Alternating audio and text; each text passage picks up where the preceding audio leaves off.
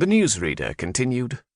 The police officer, identified by witnesses as Inspector Hobbes, incredibly managed to knock a hole through the top of the van despite coming under small arms fire.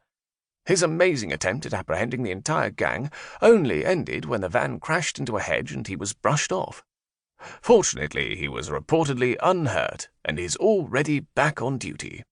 Now we're going over to Jeremy Pratt in Sorenchester for an update. The hapless reporter, dishevelled and paler than usual, appeared on screen with our house behind him. It was strange how different it looked on the television. "Good afternoon, Jeremy," said the newsreader. "Is there any further news of Inspector Hobbes?" "Good afternoon. Not much. However, a witness claims to have seen the remarkable inspector in hot pursuit of the fleeing villains." He grimaced. "Are you all right, Jeremy?" "No, I am not. I have recently been indecently assaulted by a vicious dog, which bit me on the—" "Thank you, Jeremy. We'll be back for more later." It seemed Hobbes was hot news, which was hardly a surprise, for his heroics must have looked truly stunning to anyone who hadn't previously seen him in action. For me, who'd watched him playing leapfrog with rhinoceroses and arresting a rogue elephant, his behaviour had been, more or less, par for the course. I knew, though, how much he would detest all the publicity. It wasn't that he was shy, quite the contrary. It was just that he was naturally reticent about his own achievements, which, as soon as they were completed, belonged to the past. He preferred living in the present and looking forward to whatever came next. There was, of course, another huge reason why he never courted publicity. Hobbes wasn't exactly human.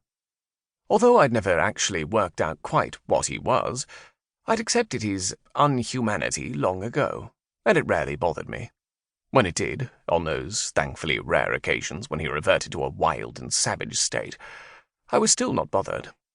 I was terrified, and although he'd never attacked me during one of his little turns, part of me couldn't help feeling like a lamb in a lion's den, fearing that one day he'd have me.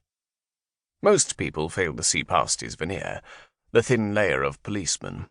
He was a damn good one, even if he did not necessarily adhere too closely to the letter of the law.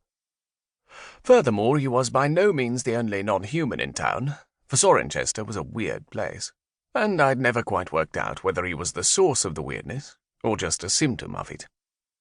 I changed channels, switching to the local news programme, which to my horror was showing my arrival at 13 Black Dog Street. With my filthy, crumpled clothes, wild hair, muddied face, and the wounds from my battle with the alarm clock and bookcase, I too gave off an aura of weirdness, which was quite depressing. However, the look on Jeremy's face when Dregs nipped him in the bud quickly cheered me up. The clip was repeated in slow motion, before the grinning newsreader joked that the dog had been rushed to the vet with food poisoning. Turning off the television, I headed upstairs for a bath. Some time later, thoroughly soaked and deep cleansed, I went into my room and started putting on clean clothing.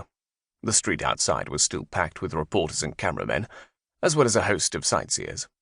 At least the Black Dog Cafe down the road was doing extremely well, to judge by the number of cups and cakes I could see. Feeling a little warm, I opened the window to let in some fresh air, and was thinking about combing my hair, when a huge, horrible figure, wearing well-polished black boots, baggy brown trousers, and a scruffy jacket, swung in through the window and landed on the rug with barely a sound. "Afternoon," said Hobbes. "Put the kettle on. I'm parched."